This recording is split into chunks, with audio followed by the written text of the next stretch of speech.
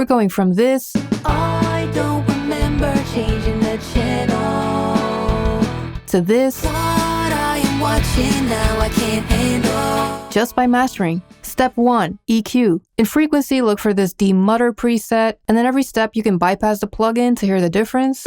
I don't remember changing the channel.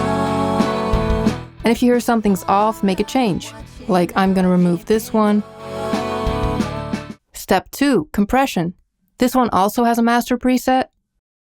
This is doing way too much, so I'm gonna bring the threshold up. What I am watching now I can't handle. Step 3, multiband compression.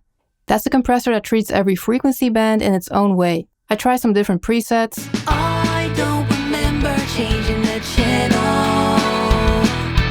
What I am watching now I can't handle.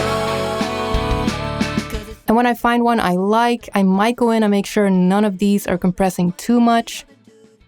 Step 4, a combination of compression and saturation. Magneto acts like a tape machine. And you guessed it, let's find a preset. I don't remember changing the channel.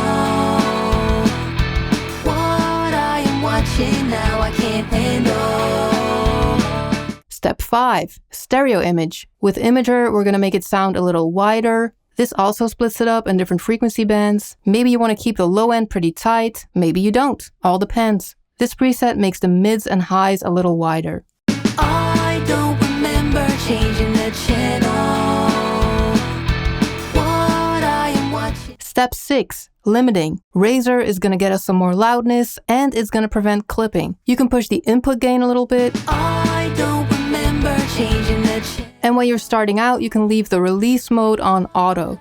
But of course, feel free to try every single option and find out how they change the sound. Step 7, the final step, is metering. 2 things you want to check. One's in the right zone meter, the integrated LUFS. Play your song from beginning to end and then look at this number. For streaming, you want to aim for around -14. And then add Supervision, which is a metering plugin. And for correlation, make sure this is mostly between 0 and +1.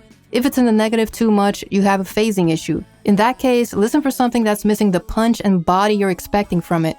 Things you can check are bass frequencies, things you've recorded with 2 mics, double takes, things like that. So I hope that helped. If it did, please like the video, subscribe, and have fun making music.